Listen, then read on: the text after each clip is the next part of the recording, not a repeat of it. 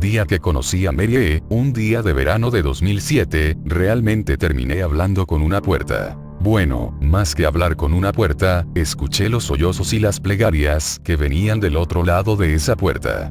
Hablé con Terence, el esposo de Mary, durante 15 largos años. Mary aceptó verme porque a mi edad era imposible que trabajara para algún periódico y en realidad, yo no parecía otra cosa que un estudiante obsesionado con algunos temas, ocupado en su carrera y, si todo salía de acuerdo al plan, esperanzado en escribir algunas piezas de ficción, en algún momento. Y eso era todo lo que yo era. Obtuve la dirección de su casa y acordé visitarlos en un fin de semana en el que yo estaría en Chicago visitando a una tía. Terence me recibió, Mary se había encerrado en su habitación. Acampamos junto a la puerta durante media hora. Terence intentó calmarla, convencerla de que saliera, pero fue inútil. Me entretuve tomando notas desde el banquillo en el que el marido me instaló. No quise dar la entrevista por perdida y traté de escuchar la discusión, captar algún dato. No logré entender mucho de lo que Mary dijo, estaba histérica y no paraba de repetir algunas cosas sobre sus pesadillas. Tras varios intentos, Terence tiró la toalla y se disculpó conmigo. Abandoné la casa un tanto desanimado, pero logré convencerme de que aquello no era para tanto, después de todo, esto era un pasatiempo y nada más. Además, si Mary nunca lograba salir de su cuarto, tenía que haber alguien más. Mary era la administradora de un pequeño foro electrónico de anuncios, un BBS, con base en Chicago, en 1992, cuando tropezó con Smile.jpg y su vida cambió para siempre. Tenía apenas 5 meses de casada, cuando pasó a formar parte de los 400 usuarios que, se estima, abrieron el hipervínculo. Ella, sin embargo, es la única que ha hablado abiertamente sobre la experiencia. El resto han permanecido en el anonimato o quizá han muerto. Fue en 2005, cuando apenas cursaba la preparatoria, que Smile.jpg atrajo mi atención por mi creciente interés en los fenómenos surgidos en Internet. Mary solía ser la víctima que se citaba para darle credibilidad a un fenómeno que también llegó a denominarse como Smile.dog. Lo que más me atraía era el absoluto silencio en Internet sobre la cuestión, la gente familiarizada con los rumores y dispuesta a hablar sobre ellos los consideraba apenas un hoax, pues incluso dedicando algunas horas a la tarea, es imposible encontrar la imagen. Ciertamente, existen muchas fotos manipuladas con la finalidad de hacerse pasar por la original, y es eso lo que uno va a encontrar en los primeros intentos con cualquier buscador. A la imagen original se le atribuyen efectos colaterales muy significativos: ansiedad aguda, delirio y en algunos casos, epilepsia. Creo que ese es el principal motivo de que el archivo sea apenas una sombra, un fantasma que suele mencionarse de vez en cuando. La censura del tópico se apoya en el escepticismo o en el miedo. Ni Smile.jpg, ni Smile.doc son mencionados en Wikipedia, aunque virales más escandalosos como Doaxe, Ello.jpg, o Dos Girlsunkut, cuentan con su propia entrada.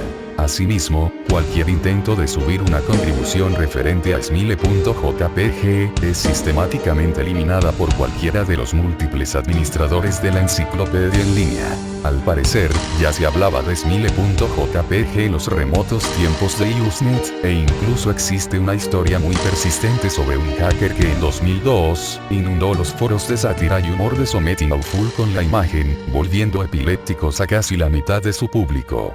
Se cuenta también, que para finales de la década de los 90, una cadena circuló vía email con el asunto: sonríe, Dios te ama. Sin importar los altos márgenes de exposición que estos eventos supondrían, pocas personas admiten haber tenido contacto con el archivo y hasta ahora, ninguna página o vínculo convincente ha sido descubierto. Aquellos que claman haber visto Smile.jpg suelen alardear agregando que en el momento en que lo vieron estaban muy ocupados como para guardar una copia en su disco duro. De cualquier modo, las descripciones de las presumibles víctimas suelen tener algunos puntos de coincidencia. Un perro, cuando se especifica su raza, un husky siberiano, iluminado por el flash de la cámara en una habitación en penumbras. El único detalle que se distingue en la imagen es una mano que surge desde la penumbra y usualmente no parece hacer nada más que posar hacia el margen izquierdo. Por supuesto, el enfoque de la imagen es el perro, o la criatura similar a un perro, como también suelen llamarlo. El animal muestra una par de filas de enormes, blancos y afilados dientes, con un gesto que casi parece humano. Se suele agregar que la imagen se ha quedado dentro de la cabeza del espectador y que conforme se repite, vuelven momentos de distracción durante el día, esta va envolviendo la mente, hasta el punto en el que la imposibilidad de pensar en otra cosa se confunde con la sensación de no poder mirar hacia otra parte y la imagen comienza a despertar impresiones en los otros sentidos. Estos, por llamarlos así, episodios, parecen estar relacionados con los diagnósticos de epilepsia y también con la aparición de pesadillas, nítidas y paulatinamente más inquietantes. Después de que la condición empeora, el testigo suele terminar medicado y esto, al menos en algunos casos, suele mitigar el proceso.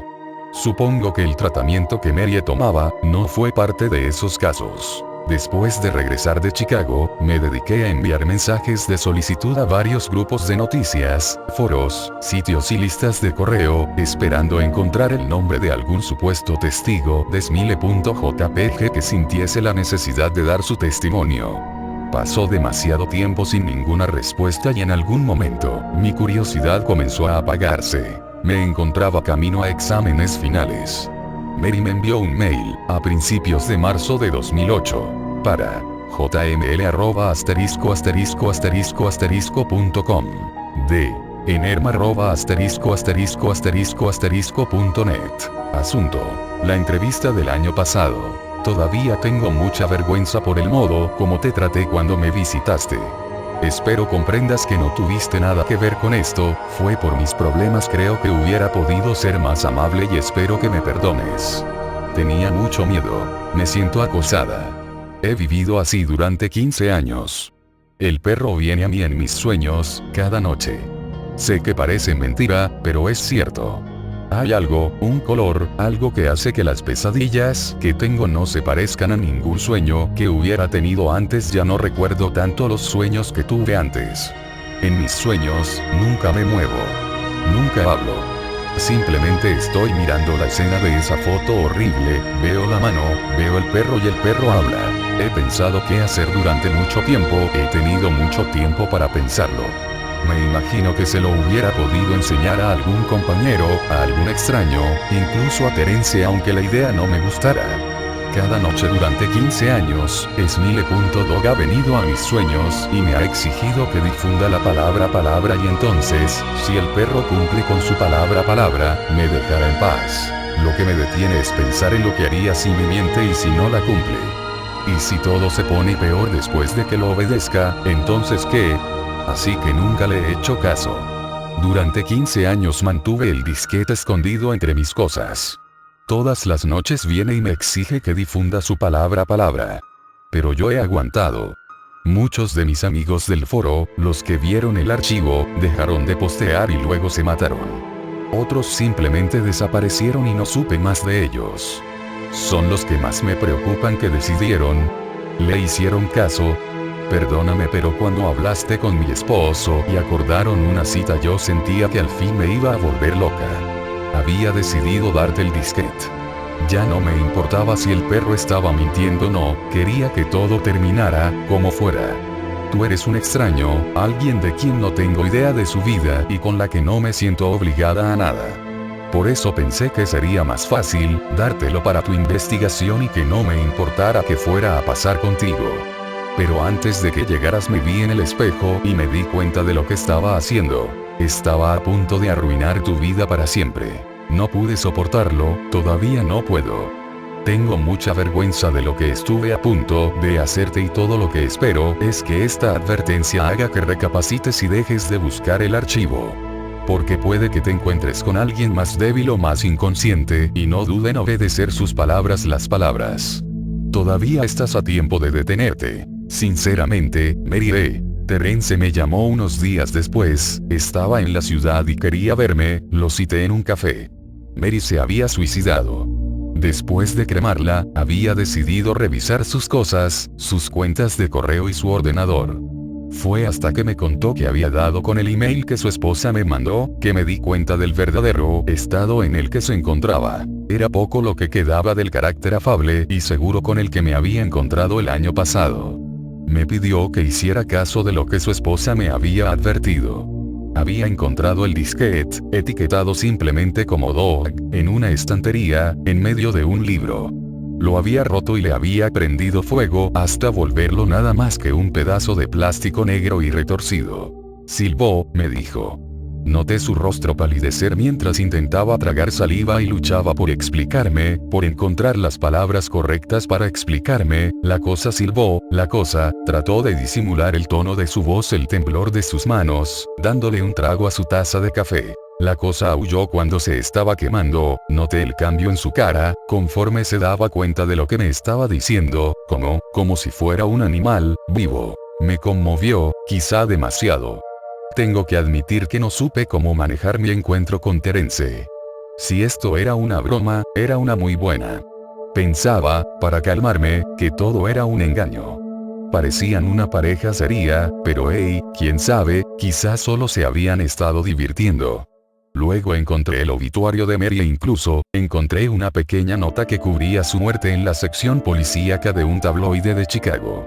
Estaba muerta, al parecer, aunque ni la nota ni el obituario decían nada acerca de un suicidio.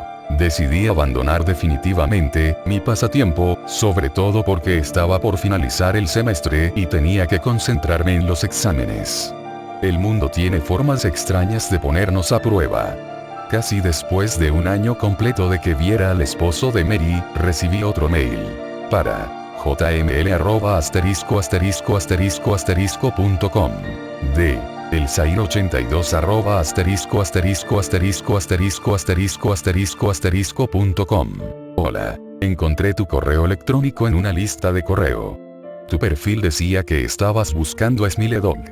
Yo la vi y no es tan mala como todo el mundo dice. La adjunto.